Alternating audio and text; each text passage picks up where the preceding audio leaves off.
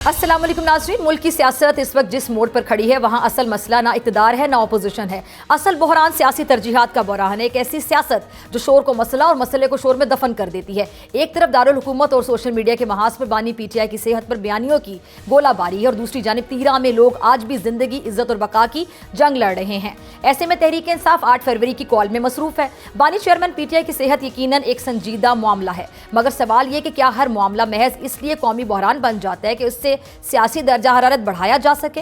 महमूद खान अचकजई के बानी पीटीआई की सेहत के हवाले से बयान पर सोशल मीडिया पर बाकायदा मुहिम चलना तहरीक इंसाफ के इस सियासी मिजाज को नुमाया करता है जो किसी को बर्दाश्त नहीं करता है। ये वही अदम बर्दाश्त है जिसने मौजूदा वक्त में सियासत को उलझा रखा है। अच्छा, सियासत अगर मुकालमा नहीं है तो फिर ये महज ताकत की मशक रह जाती है और शायद तहरीक इंसाफ बातचीत और मुफाहमत का हर रास्ता छोड़कर किसी ताकत की मशक करने पर बाजिद है। अब इसी सियासी शोर की गूंज में खैबर के पहाड़ी सिलसिलों में वाक़ तीरा के मुतासिरीन जो नकल मकानी पर मजबूर हो गए और जिनसे बहाली के नाम पर वादे किए गए, मगर वादे सिर्फ कागज़ों और तकारीर तक महदूद हैं। पख्तूनख्वा हुकूमत और वफाक एक दूसरे पर इल्ज़ामात की बौछार कर रहे हैं, मगर मुतासिरीन के खैमों में आज भी बेयकीनी ने बाकायदा डेरे डाल रखे हैं। इसी दौरान बाड़ा में मुनक्किद होने वाला तीरा जरगा, ये जो जरगा ये महज एक कबायली इज्तिमा नहीं था बल्कि एक बड़ा खुला एक आईना था जो बहुत से सवालात को जन्म देता है। इस जरगे में कबायली नुमाइंदीन ने 4 अरब रुपए की इमदादी रकम में मुबैना करप्शन, बद इंतजामी और सियासी मुदाखलत को जिस बेबाकी से बयान किया वो इस बात का सबूत है कि मसला लाइल्मी का नहीं, नीयत का है। इस जरगे का एक पहलू गैर मामूली तौर पर अहम था। कबायली नुमाइंदीन ने क़याम अमन के लिए सिक्योरिटी फोर्सेस को खिराज अकीदत पेश किया। ये वो हकीकत है जो इस मसनूई बयानिए को ज़मी बोस कर देती है जिसमें कबायली इलाकों के अवाम को रियासत मुखालिफ या फिर बदएतमाद के तौर पर पेश किया जाता है। अक्सर तीरा के जो लोग हैं वो बगावत नहीं चाहते हैं, वो सिर्फ इंसाफ चाहते हैं, इज्जत के साथ बहाली चाहते हैं, शफाफियत चाहते हैं, सियासी नारे नहीं चाहते हैं। अब यहाँ रियासत और सियासत दोनों के लिए एक बुनियादी सवाल खड़ा होता है, क्या हम वाकई अवामी मसाइल को हल करना चाहते हैं या फिर उन्हें सिर्फ उस वक्त याद करते हैं जब किसी सियासी बयानिए को इखलाकी वजन देना मकसूद होता है। क्या इस मुल्क में शोर की सियासत जिंदगियां बचाने से ज़्यादा कीमती हो चुकी है? और दूसरी जानिब हुकूमत भी शायद इस हकीकत से आंखें चुरा रही है कि मुज़ाकरात के बगैर हर रास्ता नुकसान का रास्ता है। मुकम्मल जो बातचीत होती है, चाहे हुकूमत की हो या फिर इसके साथ साथ अपोजिशन की बात की जाए, दोनों सूरतों में जो जीत होती है, अगर हम दोनों की बात करें तो वो फिर दोनों सूरतों में सूरत हाल बड़ी संजीदा है, क्योंकि मुल्क के जो संजीदा हल्के हैं जाने जाते हैं वहाँ पर ये वक्त इंतहाई आप कह लें नहायत नाजुक है और खित्ते के जो हालात हैं, आलमी दबाव कह लें, अंदरूनी मुआशी समाजी चैलेंजेस कह लें, इस बात का बाकायदा तकाजा करते हैं कि हम अपने जो अंदरूनी तनाज़ात हैं उनको किसी तरह से बातचीत के जरिए हल करें, ना कि सड़कों पर या फिर टीवी स्क्रीन पे बैठ के बहस करके एक दूसरे पर इल्ज़ामात की बुछाड़ करके। इस पर बात करने के लिए मेरे साथ मौजूद हैं मोहम्मद अली दुरानी साहब, किसी तारीफ के मोहताज नहीं। दुरानी साहब, आप हमेशा बातचीत के हामी रहे हैं और आप उन सीनियर सियासतदानों में शामिल हैं जो हमेशा ये बात करते हैं कि जी अगर आपको मीडिएटर का किरदार भी अदा करना पड़े, कोई भी संजीदा पोजीशन पे बैठ के इस किरदार को अदा कर सके तो मसला टेबल टॉक या बातचीत में ही होता है। आपको लगता है कि बातचीत का मामला अभी भी ये ऊंट किसी करवट बैठ सकता है या मामला इससे बहुत आगे निकल गया है? क्योंकि 8 फरवरी की तैयारियां भी हो रही हैं और इसके साथ खान साहब की सेहत के हवाले से भी सोशल मीडिया पर हो रहा है, वो भी आप देख रहे होंगे। बिस्मिल्लाहिर्रहमानिर्रहीम। देखिए, बात तो आपने बिल्कुल सही की है कि मामला तो बहुत आगे, लेकिन जितना मर्जी दौड़ ले बात तो वहीं आनी है। जब भी रिजॉल्व जंग कर लें, एक दूसरे से लड़ाई कर लें, एक दूसरे का नुकसान कर लें, बैठना तो फिर मेज पे ही है, फिर डायलॉग कर। लिहाजा रास्ता एक ही है और रास्ता ये है कि आपने इस वक्त मुल्क के अंदर जो चैलेंजेस हैं उनका मुकाबला करना। हमारा मुल्क है ना, अपोजिशन का, हुकूमत का भी है, जो यहाँ बसता है उसका मुल्क है, जो तीरा में रहता है उसका भी मुल्क है, जो पेशावर में रहता है, लाहौर में रहता है, सबका मुल्क है। लिहाजा वक्त जो है मुल्क इस बात को पुकार पुकार के कह रहा है कि आपस में मत लड़ो, अपने इश्यूज को बैठ के रिजॉल्व करो। जब तक तुम इश्यूज रिजॉल्व नहीं करोगे तुम्हारे मुल्क के मसाइल भी नहीं कम होंगे, तुम्हारे अपने भी मसाइल कम होंगे। लेकिन अनफॉर्चुनेटली आपके हुक्मरान जो है वो इसी लड़ाई के सर पे बैठे हुए हैं और किसी हद तक अपोजिशन की दुकान भी इसी लड़ाई के सर पे चल रही है। लिहाजा हमने तो गिवन नहीं करना, हमने तो ये जो बगावत है, सियासी बगावत है या जो सियासी टकराव है, हम इसका काउंटर करने के लिए हम तो डायलॉग की बात करते हैं और कोई रास्ता भी नहीं। ठीक है, तो दुरानी साहब ये बात आप तो कह रहे हैं लेकिन ये समझ नहीं आ रही ना سمجھنی چاہیے کیونکہ بات چیت کے ذریعے ہی معاملات آگے بڑھتے ہیں، لیکن جب بھی بات چیت کا ماحول بنتا ہے تو ماحول خراب ہو جاتا ہے. آپ کو لگتا ہے کہ یہ اتفاق ہوتا ہے کہ ماحول خراب ہو جاتا ہے جیسے بات چیت کا ماحول بنتا ہے؟ دیکھیں، اب بات چیت میں ہمیشہ دو فریق ہوتے ہیں جو باہم سے متصادم ہوتے ہیں. اس وقت وہ فریق، اور سیاست میں اور پارلیمانی نظام میں ہر جگہ پہ یہ فریق حکومت اور اپوزیشن ہوتی ہے. ٹھیک ہے. اب اس وقت یہ ہے کہ حکومت کی جو ایگزسٹنس ہے وہ اس کے اوپر ہے کہ وہ اس ٹکراؤ کو قائم رکھے، کیونکہ وہ کوئی پبلک ووٹ کا آؤٹ کم نہیں ہے، وہ اس ٹکراؤ کا آؤٹ کم ہے. لہذا وہ پوری کوشش اگر آج ڈائیلاگ کا شروع ہونے کا مطلب ہے کہ حکومت کا کمزور ہونا. جس دن آپ دیکھیں گے ڈائیلاگ شروع ہوگا، ملک کے مسائل کم ہونے شروع ہو جائیں گے، اور حکومت کے جو ویک ایریاز ہیں، معیشت کا ایریا ہے، گورننس کا ایریا ہے، دہشت گردی کا ایریا ہے، اور ایکسپورٹس کا ایریا ہے، نان پرفارمنس کے ایریاز ہیں، یہ سارے ایریاز جو ہیں یہ آگے آنا شروع ہو جائیں گے. اور جب یہ آگے آئیں گے تو حکومت کو اپنا وہ دیکھنا پڑے گا. دوسری طرف اپوزیشن کا آپ نے خود بتایا کہ مطلب اپوزیشن جو ہے اس وقت دو جگہ پہ ایگزسٹ کرتی ہے. ایک ایگزسٹ کرتی ہے جیل کے اندر اور ایک عوام کے اندر. جو پارٹی ہے وہ تو بس ٹویٹس کے اوپر، ایک دوسرے کے خلاف پروپیگنڈے کے اوپر، ایک دوسرے کو لیٹ ڈاؤن کرنے کے اوپر ہی لگی ہوئی ہے، اور اسی میں ان کی مطلب ساری زندگی گزر رہی ہے. ابھی اپوزیشن لیڈر بھی اپوائنٹ ہو گیا تو جا کے شکریہ ادا کیا اسپیکر صاحب کا، اور جب بانی کے بارے میں یا سابق وزیر اعظم کے صحت کے ریفرنس سے کوئی ایشو آیا تو وہ اپوزیشن لیڈر صاحب کے نظر ہی نہیں آ رہے تھے. تو لہٰذا یہ جو اور خود انہوں نے ان کی بیماری کو بھی وہ کر دیا کہ جی وہ تو کوئی کچھ بھی نہیں ہے، اس پہ پھر نیا کنٹروورسی شروع ہو گئی. اس لیے اب جو آپ دیکھیں ایک نئی ڈیولپمنٹ ہو رہی ہے پاکستان میں کہ ہمارے کچھ دوستوں نے نیشنل ڈائیلاگ کمیٹی بنائی تھی. اب اس کے لیے ایک مزید ایکسیپٹنس پیدا ہو رہی ہے، اور زیادہ سے زیادہ لوگ، کیونکہ میں خود ان کے ساتھ اس میں انوالو رہا ہوں، میں نے اس کی بات ریکنسیلیشن کی بات کی تھی، پھر یہ دوست اٹھے انہوں نے ڈائیلاگ کی بات کی تو ہم نے انہیں پورا سپورٹ کیا، بلکہ ان کے ساتھ ہوئے. اب ہمیں یہ لگتا ہے کہ ہر سمجھدار آدمی جو ہے وہ کہہ رہا ہے کہ ڈائیلاگ ہونا چاہیے.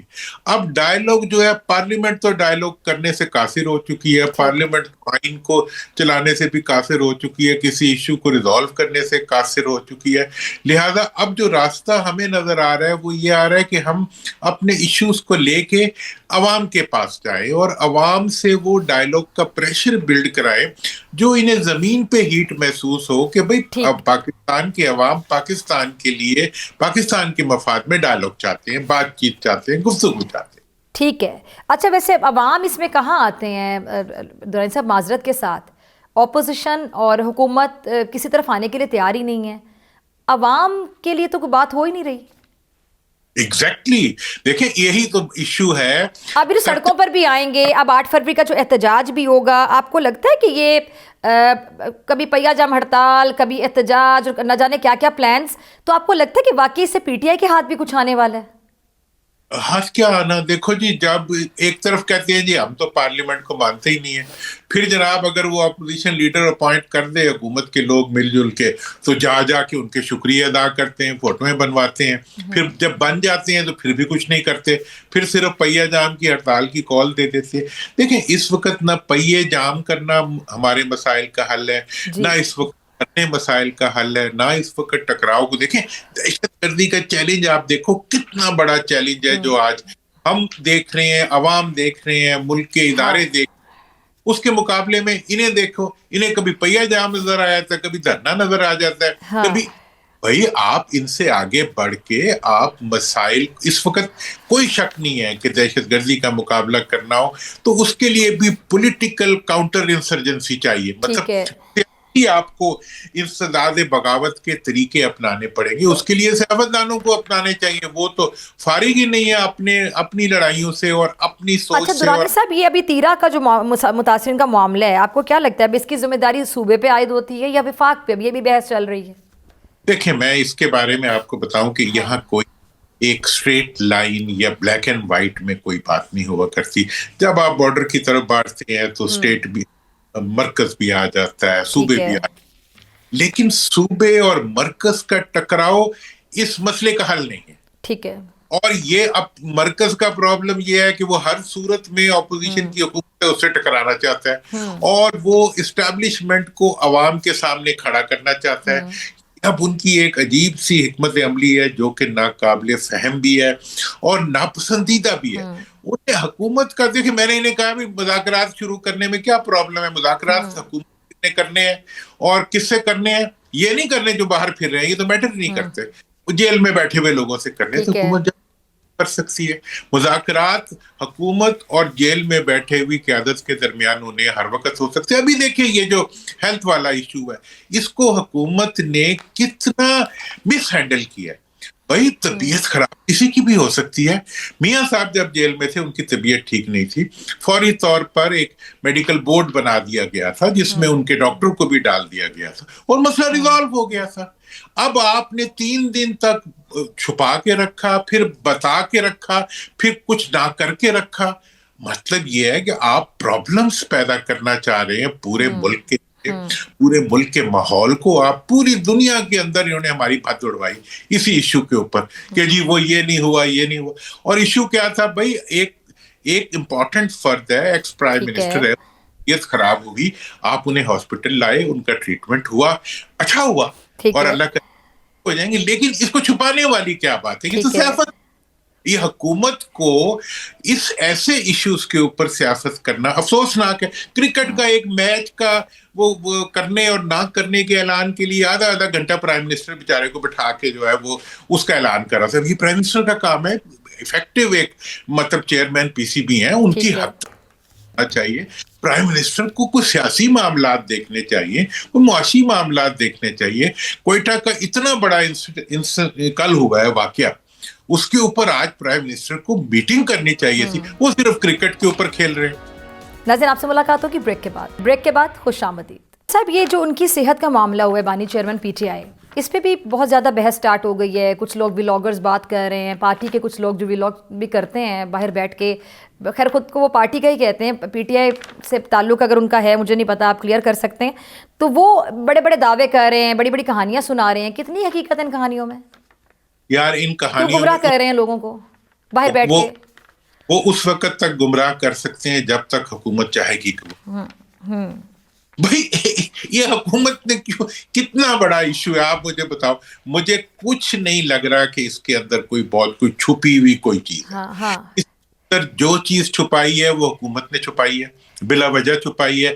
پہلے دن ہی انہیں ایک بورڈ بنا دینا چاہیے تھا. بانی فیصل کو کہہ رہے ہیں تو ڈاکٹر فیصل کو ڈال دینا چاہیے تھا بیچ میں. جاتے وہ جا کے انسپیکشن کرتے, دیکھتے اور اس کے بعد آ کے بتا دیتے, کوئی ایشو ہی نہ بنتا. میاں صاحب کے ساتھ ایسے ہوا تھا. نون وہ پارٹی ہے جس نے ہمیشہ یہ بات کی ہے کہ یہ اتنا بھی کرنے سے قاصر کیوں آپ کو نظر آئی؟ میرا یہ خیال ہے کہ وہ اپنے آپ سے ڈرتے ہیں, وہ اپنی بقا سے ڈرتے ہیں, وہ اپنے رہنے کے جواز سے ڈرتے ہیں. انہیں پتہ ہے کہ ہمارے رہنے کا اب آہستہ آہستہ ہر جواز جو ہے وہ کمزور ہوتا ہے. دیکھیں معیشت کی بات تھی, معیشت کے اوپر کچھ نہیں, ایکسپورٹس کے کچھ, پبلک کے لیے کچھ نہیں. پبلک کی ابھی دیکھیں 17 روپے پر ڈیزل بڑھا دیا, دہائی خدا کی. مطلب یہ ہے کہ دنیا کے اندر کوئی دوسرا ملک ایسا نہیں ہے جو 1 لیٹر کے اوپر اتنا ٹیکس وصول کر رہا ہو, اور کس سے غریب آدمی سے لیتے ہیں. اچھا درانی صاحب یہ مجھے بتائیں کہ 8 فروری کو آپ کیا دیکھ رہے ہیں, کیونکہ آپ بڑے ایک زیرک سیاستدان ہیں, پی ٹی آئی کو بھی آپ اچھے طریقے سے سمجھتے ہیں, ان کی نفسیات کیا ہے. پھر ظاہری بات ہے جب بھی وہ کچھ کرنے کا کہتے ہیں تو حکومت ان کی بات کو کتنا سنجیدہ لیتی ہے, اور پھر کیا ان کا حکومت کا بھی آگے سے لاہ عمل کیا ہوتا ہے وہ بھی آپ سمجھتے ہیں. کیا لگتا ہے آپ کو 8 فروری کی تیاریاں تو بڑی زور و شور سے جاری, کیا ہوگا 8 فروری کو, کیا کرنے جا رہے ہیں اب یہ؟ دیکھیں 8 فروری کو اگر حکومت کوئی شرارت نہ کرے تو کچھ بھی نہیں ہوتا. دیکھیں جی بات یہ ہے کہ عوام نے کئی دفعہ یہ میسج دے دیا ہے بہت کلیئر کہ وہ اس وقت کوئی ہنگامہ کرنے کے موڈ میں نہیں ہے. پی ٹی آئی کے جو ورکرز ہیں انہوں نے بھی بہت وضاحت سے بتا دیا ہے کہ وہ بلا وجہ ٹکراؤ نہیں چاہتے. یہاں جتنے لوگ جیل میں ہیں پی ٹی آئی کی سینئر قیادت, یہ ہمارے نیشنل ڈائیلاگ کمیٹی والے لوگ جا کے ملے بھی تھے, انہوں نے انہیں خط دیا کہ ہم چاہتے ہیں کہ مذاکرات ہوں اور بات اس کے ذریعے مسئلہ آگے حل ہو. آج پوری ملک کی عوام جو کہ اپوزیشن میں ہے وہ چاہتی ہے کہ حکومت اس معاملے کو ڈائیلاگ کے ذریعے ریزالو کرے. لیکن مسئلہ ہے حکومت کے اینڈ کے اوپر. حکومت حکومت کہتی ہے کہ اگر مفاہمت کا عمل شروع ہو گیا تو ہماری تو ایگزسٹنس کے اوپر سوال پیدا ہو جائے گا. ہم تو مطلب ایک جو بیس میں جو ایک ناجائز پن ہوتا ہے وہ انسان کو ہاؤنڈ کرتا ہے.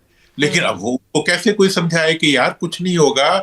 میرا تو خیال یہ ہے کہ حکومت کو تسلی کر لینی چاہیے ملک کے لیے, ملک کے مفاد کے لیے ہمیں لڑنا نہیں ہے. لیکن درانی صاحب, پی ٹی آئی کے طرز عمل سے آپ کو لگتا ہے کہ پھر وہ اس چیز کے لیے تیار ہے کہ کوئی مذاکرات ہوں؟ ان کا بھی طرز عمل جو آپ کے سامنے ہے.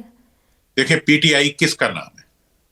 دیکھیں میرے خیال میں پی ٹی آئی دو جگہ پہ ایگزسٹ کرتی ہے, ایک جیل کے اندر اور ایک عوام کے اندر. بیچ میں لیڈرشپ پھر رہی ہے, یہ وہ تو پی ٹی آئی ہے, نہ عوام انہیں مانتے ہیں نہ اوپر والا مانتا ہے. اب ان کے لیے یہ ایشو ہے کہ وہ اپنے آپ کو ریلیونٹ بنانے کے لیے کوئی نہ کوئی الٹی کلا بازی لگاتے رہتے ہیں. اگر حکومت آج جیل میں, اب دیکھیں نا آج 8 کو کیا ہو رہا ہے, 8 کے بارے میں جو جیل میں لیڈرشپ ہے اس سے کسی کا رابطہ نہیں ہے, ان سے کوئی خبر نہیں آئی بھی. جو کچھ کر رہے ہیں یہ باہر بیٹھے ہوئے لوگ کر رہے ہیں. کبھی کہتے ہیں جی ہم وہ کر دیں گے, پہیا جام کر دیں گے, کبھی کہتے ہیں ملک جام کر دیں گے, کبھی کہتے ہیں راستے بند کر. یہ کون کر رہا ہے؟ جو بیچ میں بیٹھے ہوئے لوگ ہیں. تو ان کا مقصد کیا ہے؟ مطلب آپ کو کیا لگتا ہے کیا مقصد؟ آف کورس جب اس طرح کی چیزیں ہوتی ہیں تو پھر ملک کی اکانومی سفر کرتی ہے, معیشت سفر کرے گی, تو یہ ملک کے لیے صحیح نہیں ہے, سیدھی سی بات ہے. دیکھیں صحیح نہیں ہے. دوسری بات یہ ہے کہ ان سے ہونا بھی کچھ نہیں ہے. اچھا, اب نہ ہونے کا جو کیا بیڈ اسٹریٹجی, پور اسٹریٹجی, یا نیت ہی نہیں ہے؟ دیکھیں جی نیت بھی نہیں ہے, مطلب خواہش بھی نہیں ہے, ہمت بھی نہیں ہے, ووٹ بھی نہیں ہے. سب چیزیں نہ ہونے کی وجہ سے اس وقت وہ یہ کوشش کر رہے ہیں حکومت کے ساتھ کسی طرح کی کوئی کنفرنٹریشن ہو جائے, ٹھیک ہے, آواز پیدا کر سکیں کچھ نہ کرنے کا. ٹھیک ہے, میں انہیں کھلا چھوڑ دوں, یار کرو جو کرنا ہے, کیا کرو گے تو کچھ بھی نہیں ہونا. تو لہٰذا یہ جو سارا ماحول, اور پھر میں آپ کو بتاؤں حکومتی وزراء ہے نا, مجھے اتنی حیرانی ہوتی ہے. ہم نے وزارتیں دیکھی ہیں, کئی دیکھی ہیں. حکومت کے وزیروں کا کیا کام کہ وہ تڑیاں لگائیں لوگوں کو؟ بھائی حکومت کا کام تو یہ ہوتا ہے کہ وہ ہر ایک کو ٹھنڈا کرتی ہے. ٹھیک ہے, کیونکہ ظاہری بات ہے جو گورنمنٹ میں ہوگا اس پہ ذمہ داری زیادہ عائد ہوگی, اپوزیشن کو کس نے کنٹرول کرنا ہے؟ اس نے تو اچھا ماحول بنانا ہے تاکہ اس کی حکومت چلے, کل اس کے آؤٹ پٹ نے جا کے اس کو اگلے ریزلٹ دینا ہے. یہ تو لگتا ہے کہ صبح تلواریں تیز کر کے نکلتے ہیں اور جناب ٹی وی پہ بیٹھ کے وہ تلواریں چلانا شروع کر دیتے ہیں. بھائی نہیں, آپ کا یہ کام نہیں ہے. آپ جو ہے توہین آمیز وے میں ہر ایک سے بات کرتے ہیں. اچھا دورانی صاحب, آپ ایک بات سے اگری کریں گے, آپ نے نہیں دیکھا کہ اگر ہم پی ٹی آئی کی بات کریں تو ابھی کے پی کے میں کتنا کام کر رہی ہے پی ٹی آئی؟ صرف ہم پرفارمنس کی بات کر لیں, مریم نواز صاحب, میں نون لیگ کی حکومت پہ میں خود بڑی تنقید کرتی ہوں, ہم سب بڑی کھل کر بات کرتے ہیں. پیپلز پارٹی کی جو چیز ٹھیک نہیں ہوتی سندھ حکومت پہ تنقید کرتے ہیں, پی ٹی آئی کی جو چیز غلط ہوتی ہے اس پہ تنقید کرتے ہیں. لیکن یہ میں میرٹ پہ بات کروں کہ مریم نواز ہر وقت کام کرتی ہوئی نظر آتی ہیں. وہ پنجاب کی ڈیولپمنٹ کے لیے, ترقی کے لیے کام کر رہی ہیں, اپنے صوبے کے لیے کام کر رہی ہے, جو کہ نظر آتا ہے, ان کا انتھوزیزم نظر آتا ہے. لیکن پی ٹی آئی صرف میرے خیال سے لفظی گولہ باری, یہ کر دیں گے وہ کر دیں گے, اپنے صوبے کو نگلیکٹ کر رہی ہے. آپ اس بات سے اگری کریں گے؟ دیکھیں آپ یہ بات آپ نے کی, بڑی انٹرسٹنگ بات ہے. اس کو نہ میں مریم نواز صاحبہ کی بلا وجہ کوئی تعریف کر رہی ہوں, نہ میں پی ٹی آئی کو بلا وجہ تنقید کا نشانہ, میں صرف صوبوں کی پرفارمنس کی بات کر رہی ہوں. بالکل, میں اب آپ کو بتاؤں. دیکھیں نا جی, آپ مریم بی بی نے جو اپنا آبجیکٹو بنایا ہوا ہے, وہ چاہ رہی ہیں کہ ان کے چچا نے بھی, ان کے والد نے بھی پرفارمنس کے ذریعے اور ڈیلیوری کے ذریعے اپنی جگہ بنائی عوام کے. ٹھیک ہے, تو ایک سیاستدان کا میرے خیال سے یہی طور طریقہ ہونا چاہیے, ٹھیک ہے نا. اگر آپ کام کر کے دکھا رہے تو عوام کو تو کام سے سروکار ہے نا. اب اگر چلے جائیں کے پی کے میں, وہاں پہ یہ ہے کہ وہاں پہ اس وقت یہ جو لوگ بیچ میں ہیں وہ یہ سوچ رہے ہیں کہ جی وہ اس لیے منتخب ہوئے تھے کہ انہوں نے اپنی لیڈرشپ کو رہا کروانا تھا, وہ ان سے, تو اب وہ اچھل کے جو ہے بیچارے اپنی پرفارمنس کی طرف جا رہے ہیں. جبکہ ہونا یہ چاہیے کہ دیکھیں رہائی کا جو ایشو ہے وہ تو ڈائلاگ اور ڈسکشن اور عوامی دباؤ سے ہونا ہے. اور عوام میں پاپولیرٹی آپ دیکھ لیں, جو ایکس پرائم منسٹر ہیں عمران کی پاپولیرٹی تو اوپر جا رہی ہے عوام کے اندر ہونے کی, لیکن ان کی پارٹی کی پرفارمنس ڈاؤن جا رہی ہے. اور اس डाउन जाने की, ना वो डिलीवर कर पा रहे हैं, ना वो काम करने पा रहे हैं। वो एक जगह से उठते हैं, दूसरी जगह जाके बैठ जाते हैं। मतलब मुझे तो ऐसे लगता है कि पूरी पीटीआई जो है वो फोटो ऑप के लिए फिर रही होती है। वो स्पीकर ने जनाब नॉमिनेशन पेपर दिए, उस स्पीकर ने या उस असेंबली की ऑपोजिशन लीडर के जो जिसको ये मानते नहीं है, 20 लोग खड़े बनवा रहे थे। और उसके मुकाबले में जब उसके ऊपर एक्स प्राइम मिनिस्टर की हेल्थ का मसला आया तो अपोजिशन लीडर कह रहे थे कि वो तो कोई मसला ही नहीं है, जबकि मसला है। अब इसी तरीके से वो परफॉर्मेंस के बजाय, वो अवाम को कुछ डिलीवर करने के बजाय, वो नारों की बातों के जरिए जो है वो अवाम को खुश करने की कोशिश करें, जो कि होना बड़ा मुश्किल। अच्छा, महमूद खान नचकज़ई साहब पे भी बड़ी तनकीद हो रही है। नवाज शरीफ साहब की मर्ज़ी से उनको ये ओहदा मिला, यहाँ तक कहा जा रहा है। और पीटीआई के अंदर बड़ी इस बात को लेके बड़ी हलचल मची हुई है। और आप भी ज़ाहिर बात है पीटीआई का हिस्सा भी रहे हैं, आप खान साहब के बड़े क्लोज़ भी रहे हैं। तो आप क्या समझते हैं, महमूद खान नचकज़ई एक बहुत बड़ा एक नाम है, एक बड़े ज़ीरक सियासतदान है, तो आपको क्या लगता है कि ये जो उनकी तकर्रुरी हुई है ये बेहतर हो गया ना मेरे ख्याल से पीटीआई के लिए, कि कोई समझ बूझ रखने वाला बंदा कोई उनको समझ दे देगा? देखो, एक तो मैं कहने की मुझे नसीब नहीं हुई सआदत, इसलिए मैं जब से इलेक्शन के बाद से मैंने, आपको पता है, आपके साथ ही उनकी फेवर में कभी, मैं समझता हूँ कि आज भी उनके साथ ज्यादती हो रही है जेल में। वो मेरा दोस्त भी, मेरा भाई है, मुझे बड़ा दुख होता है जब मैं उनको जेल में देखता हूँ। तो दुरानी साहब, महमूद खान नचकज़ई साहब को इस कुर्सी पे देख के तकर्रुरी के बाद लोगों को दुख क्यों हो रहा है, मैं ये समझना चाह रही हूँ। मैं वो आपको देखिए, महमूद ताल्लुक है उनकी तकर्रुरी के बारे में सबसे पहले मैंने इन्फॉर्म किया था मीडिया को कि वो तकर्रुरी होने जा, और उनकी तकर्रुरी के अंदर जो बुनियादी रोल है, मैं बाखबर होने से कह रहा हूँ कि वो मियां नवाज शरीफ साहब का है। अगर वो इस चीज को मान लें कि यार नवाज शरीफ मेरा पुराना दोस्त है, उसने मुझे अपॉइंट कराया है, तो इसमें क्या बुराई है। और मैं समझता हूं कि मियां साहब एक ट्रू डेमोक्रेट भी हैं। वो इस वक्त चाहते हैं कि अवाम के अंदर वो अपने लिए एक सॉफ्ट कॉर्नर पैदा करे, ऑपोजिशन को अकोमोडेट करके, वो माजी में भी रहे हैं। इसलिए उन्होंने महमूद खान साहब को अपॉइंट कराने के अंदर स्पीकर कौमी असेंबली से गालबन बड़ा उन्हें इंसिस्ट करके इनकी अपॉइंटमेंट करवाई। ये उनका पॉजिटिव रोल है। अब अगर वो इसको छुपाने की कोशिश करेंगे तो वो खुद कंट्रोवर्शियल बनाएंगे अपने आप, और वो गलती कर रहे हैं भाई। आप और पीटीआई का माहौल आपको पता है कि वहां तो हर कोई जो है वो अब एक तरफ वीलॉगर्स बैठे होते हैं, उन्होंने तीर चलाने होते हैं, हिट्स लेनी होती हैं, दूसरी तरफ जो है वो मुंतखब लीडर बैठे हुए हैं जो इमरान के वोट पे जीते हैं। ठीक है जी, कोई ताल्लुक उतना नहीं है उनका। लिहाजा ये वहां की अंदर की कंट्रोवर्सीज हैं जिनको उन्हें डेफिनेटली उन्हें खुद एड्रेस करना।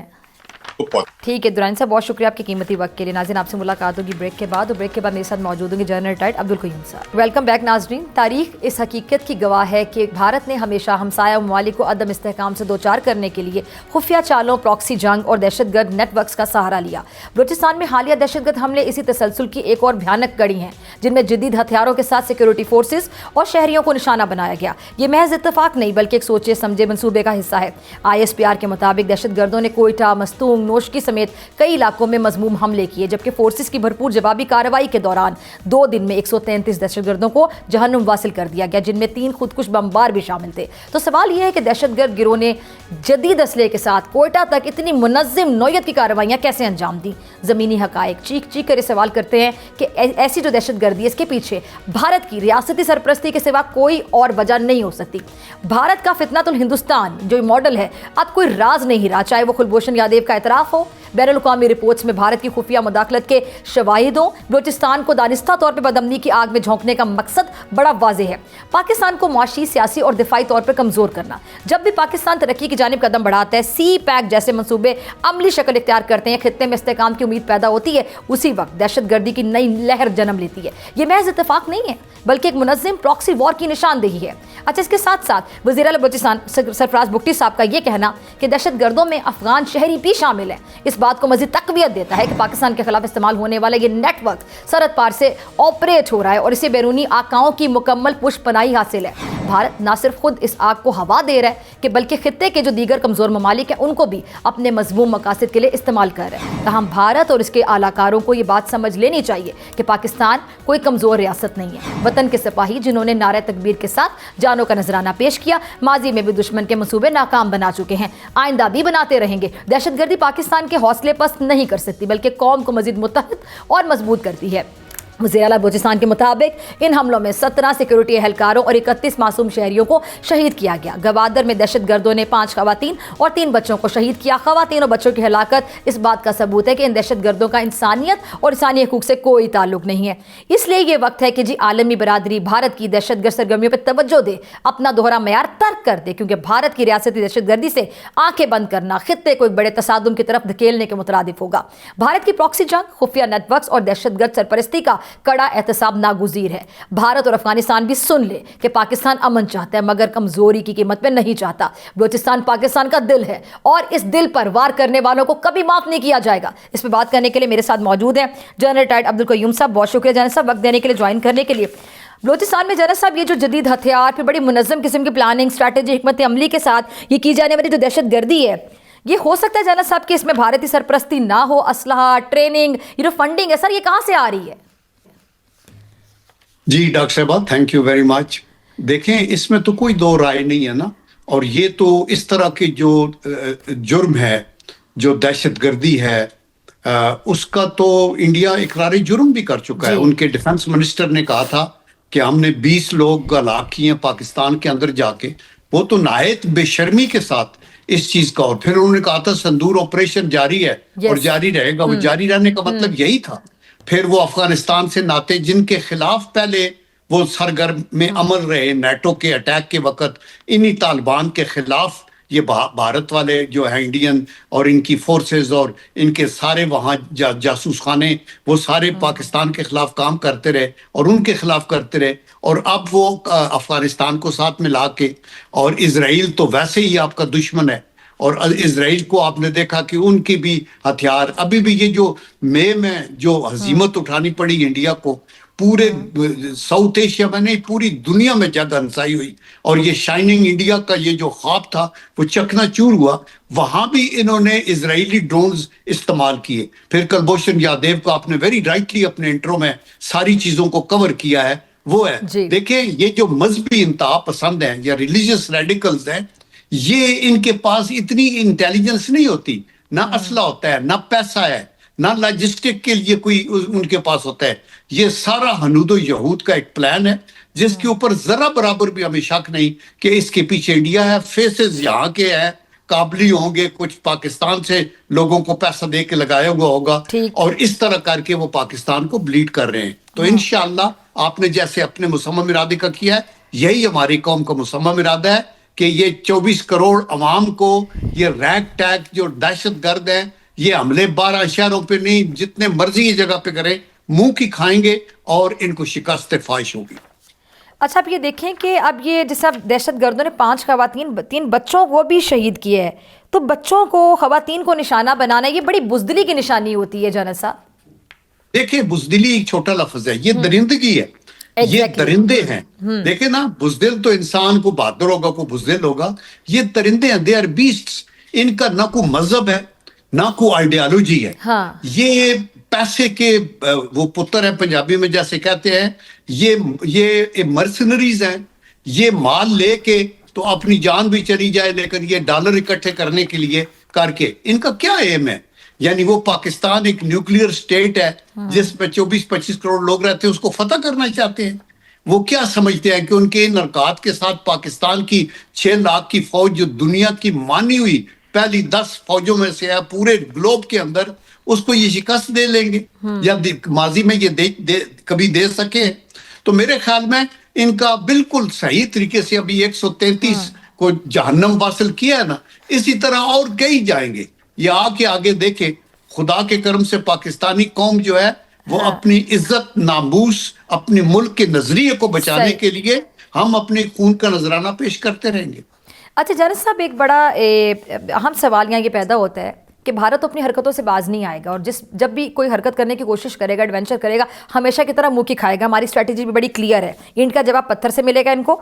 لیکن سر یہ جو جنرل صاحب یہ جس طرح معصوم ذہنوں کی ذہن سازی کرتے ہیں اور ان کو استعمال کرتے ہیں، وہ کتنا بڑا چیلنج ہے ہمارے لیے، کیونکہ جب دشمن اندر استعمال ہو رہا ہو وہ باہر سے حملے سے زیادہ خطرناک ہوتا ہے. یا دیکھیں، جب جہالت ہو، علم نہ ہو، اور پھر لوگ پیسوں سے دے کے لوگوں کو ورغلا کے تو ان کو ٹوٹلی ایکسٹریمسٹ بنا دیتے ہیں. تو اس کا ڈی ریڈیکلائزیشن کا پلان تو آپ تب کر سکتے ہیں جب کچھ لوگ سرنڈر کریں اور وہ آپ کے پاس آئیں اور آپ ان کو کہیں، یا جو آپ کے قابو میں آ جائیں، پرزنر ہو جائیں، ان کو آپ ڈی ریڈیکلائز کرنا چاہتے ہیں. یہ تو ایسی ڈاکٹرین ان کو ایسے انڈیوس کرتے ہیں ان کے دماغوں میں کہ آپ تو سیدھے جنت کے اندر جا رہے ہیں. حالانکہ جو مسلمان ہے، کلمہ گو ہے، وہ کہتا ہے اس طرح کے آپ ایک مسلمان بھائی کے خلاف جا کے اس کا قتل کرو گے تو آپ نے پوری انسانیت کا قتل کیا ہے. اور آپ کا یہ جو درندگی ہے، اس کو آپ آگے کریں گے تو آپ میں اور حیوانوں میں فرق نہیں ہوگا. اور یہ اسلام تو دور کی بات ہے، کوئی ریلیجن اس کی اجازت نہیں دیتا کہ آپ بے گناہ بچوں کو اور عورتوں کو جا کے شہید کریں اور یرغمال بنائیں.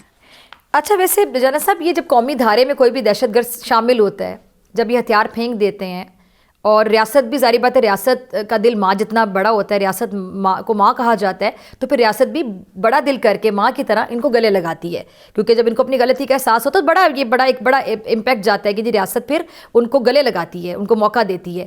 تو جب بھی کوئی دہشت گرد قومی دھارے میں شامل ہوتا ہے تو اکثر آپ نے انٹرویوز، آپ نے تو خیر بڑے بڑے لوگوں کو خود بھی دیکھا ہوگا، تو جب ان کے انٹرویوز لیے جاتے ہیں، میں نے بھی کچھ لوگوں کے انٹرویو لیے، تو وہ یہ بات کرتے ہیں اکثر کہ ہماری فیملیز کو تو کوئی پیسے بھی نہیں ملتے تھے، مطلب وہ اس طرح کا رونا روتے نظر آ رہے ہوتے ہیں. تو پھر کیا یہ کر رہے ہوتے ہیں اور کیوں یہ استعمال ہو رہے ہوتے ہیں ٹیشو پیپر کی طرح؟ دیکھیں، میں نے یہ بتایا نا کہ غربت ہے، ناخواندگی ہے، اور بالکل کنویں کے مینڈک ہیں. ان لوگوں کو پکڑ کے رائفل چلانا ان کا شوق ہے، یہ اور ہتھیار ہر کسی کے پاس ہے. تو ان کو یہ کھانا 2 ٹائم کا دے، پیچھے سے ان کو millions and millions of dollars ملتے ہیں. تو کچھ ان کی جیب میں دے کے ان کو کھانے کے لیے کچھ دے دیا اور رائفل پکڑائی اور اس کو کہا یہ جو ہے نا کافر ہیں، ان کو جا کے مارو، کافروں کی حکومت ہے، اور ان کو ایسے ورغلا کے تو وہ آگے لے کے آتے ہیں. یہی طریقہ ہوتا ہے نا، دیٹ از دی ریزن کہ ان کو مطلب ہے غلط موٹیویشن دیتے ہیں. اور جنرل صاحب، یہ جو تیرا کے متاثرین ہیں، اس معاملے کو آپ کیسے دیکھتے ہیں؟ آپ کا اس پہ کیا انالیسز ہے؟ یہ ذمہ داری اب صوبے پر ہے، وفاق پر ہے؟ آپ کے مطابق کون ذمہ دار ہے؟ دیکھیں، تیرا کا علاقہ مشکل ترین علاقہ ہے. ہمارا سارا ویسٹرن بارڈر جو 2630 یا 40 کلومیٹر ہے، یہ ماؤنٹینس ہے، مشکل ہے، پورس ہے. لیکن تیرا کے علاقے میں انفلٹریشن ہوئی ہے. وہاں بہت سے لوگ جو ہیں وہ انہوں نے سیف ہیونز پہنچائے ہوئے ہیں، فیسیلیٹیٹر موجود ہیں، ڈرگ منی آتی ہے آپ کے، مطلب ہیومن ٹریفکنگ ہے، منی لانڈرنگ ہے، بہت کچھ ہے. اور اس کے ساتھ ساتھ ٹیررسٹ کو بھی ادھر بھیجا جاتا ہے. تو میں یہ سمجھتا ہوں کہ ہمیں تو یہ مثبت ہونا چاہیے کہ کے پی کا چیف منسٹر کا تعلق اس ویلی سے ہے، اور وہ یہ کہے کہ ذمہ داری بھی میری ہے اور لا اینڈ آرڈر کو میں نے کرنا ہے. اس کے اندر ضروری نہیں کہ بندوق کی نوک سے کیا جائے. آپ اپنے طور پہ پولیٹیکل امپیکٹ استعمال کر کے، اپنے لوگوں کو استعمال کر کے یہ چیک کریں کہ یہ کون سے انفلٹریٹر ہیں اور اس کو کریں. افواج پاکستان کو کوئی شوق تو نہیں، یا مرکزی حکومت کبھی یہ خوش ہوگی کہ جائے اور لوگوں کا خون کرے اور اپنے لوگوں کی قربانیاں دے اور اپنے فوجیوں کا بھی خون کرے؟ ہم تو پیس چاہتے ہیں نا، تو پیس کریں. لیکن دکھ کی بات ہے کہ کے پی کے جو چیف منسٹر ہیں وہ انہوں نے ایک الگ بہت سی چیزیں آپ کمرے کے اندر بیٹھ کے حکومت کے ساتھ کر سکتے ہیں، اور جب ایک فیصلہ ہو جائے اور آپ کو پتا ہو کہ مرکزی اسٹیبلشمنٹ اور جو قومی سلامتی کے ادارے ہیں وہ کیا کہہ رہے ہیں اور انٹیلیجنس کیا کہہ رہی ہے، تو پھر اس کے اوپر عمل کرنا چاہیے.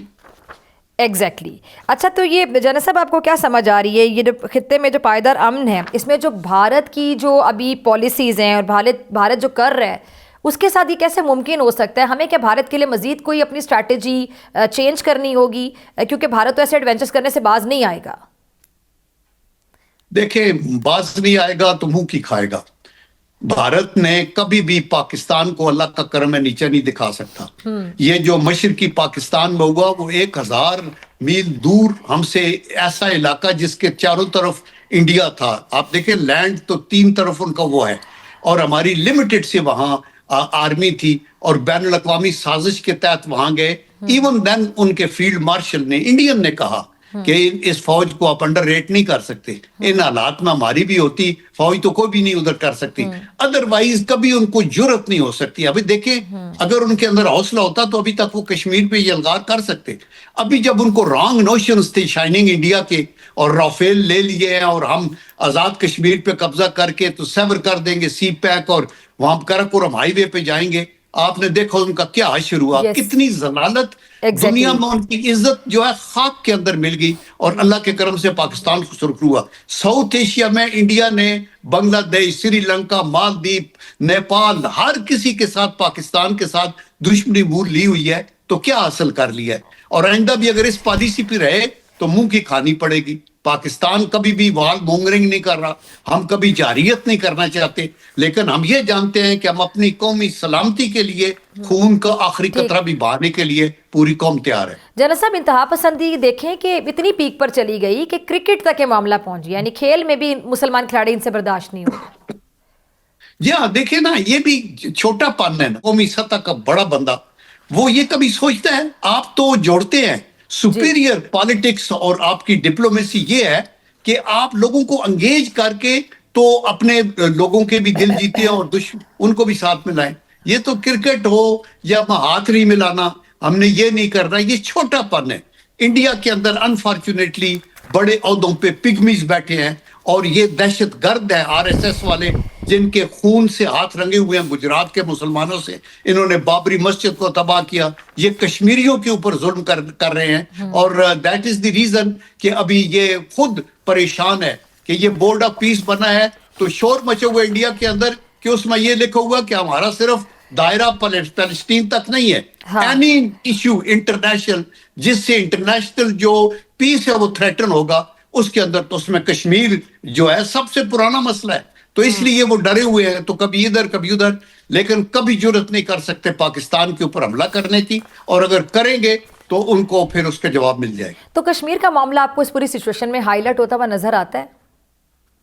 یا فار شور, وائی ناٹ. جب پاکستان کی ڈپلومیٹک ریٹنگ بیٹر ہوگی, جب پاکستان کی جو ایکسیپٹیبلٹی ہے وہ ساؤتھ ایشیا میں نہیں پورے ریجن میں گلوبلی, جب جو سول سپر پاور ہے امریکہ وہ کہتا ہے کہ یہ ان کے فیلڈ مارشل عاصم منیر کی یہ کارکردگی تھی, افواج کی یہ کارکردگی تھی, جب یورپین یونین مانگتا ہے, تو میرے خیال میں Pakistan is in a better position to project کہ جی یہ دنیا کے اندر اگر آپ نے نیوکلیئر وار کو ختم کرنا ہے, جو تھرڈ نیوکلیئر ورلڈ وار ہوئی تو وہ تباہی کا, سیکنڈ ورلڈ وار میں صرف امریکہ کے پاس نیوکلیئر تھا ہتھیار, انہوں نے یوز کیا.